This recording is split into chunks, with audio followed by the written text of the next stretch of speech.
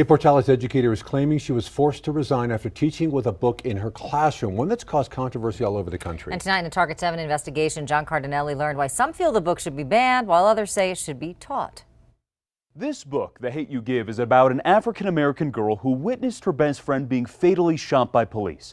It's been criticized for being anti-law enforcement, its use of profanity, and sexual references. Tonight we learned that the book is actually being encouraged for some teachers to use in the classroom.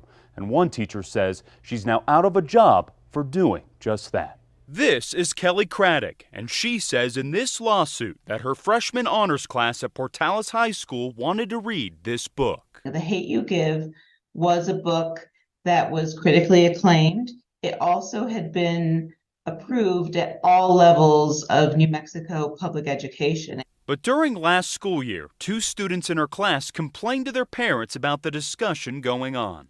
And all of a sudden, Ms. Craddock is being accused of all of these things, that she's anti-white, that she's anti-police, that she's teaching critical race theory. The book is a fictional story about a black girl who witnessed her best friend shot by police. She is caught between 2 worlds of a poor black neighborhood where she lives and a prep school she attends. English teacher Shirley Carter has read the book. I really did enjoy the book. I liked it. I thought it was a very accessible text, and it was a good way to topicalize some of the difficult conversations. The book received great reviews from Newsweek and Christian Science Monitor, and it also inspired this 2018 film of the same title. I think it's about us, black people, poor people, everybody at the bottom. But it's been on and off our most challenged book list for a number of years. Deborah Caldwell Stone of the American Library Association says there have been 30 attempts to remove the book from school libraries in these 14 states. So there is references to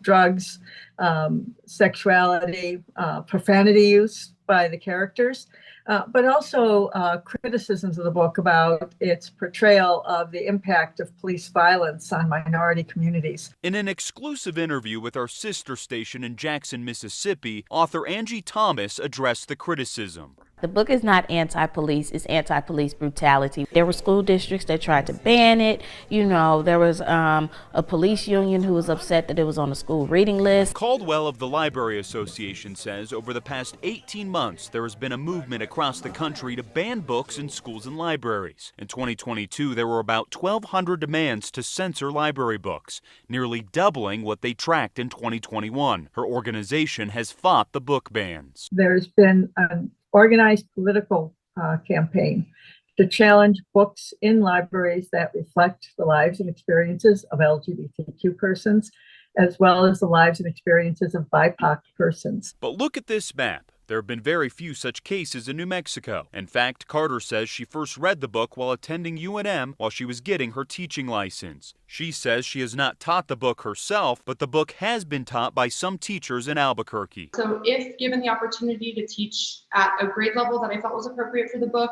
and with a community that I felt was related to the characters, related to the story, related to the topics, I would consider teaching it.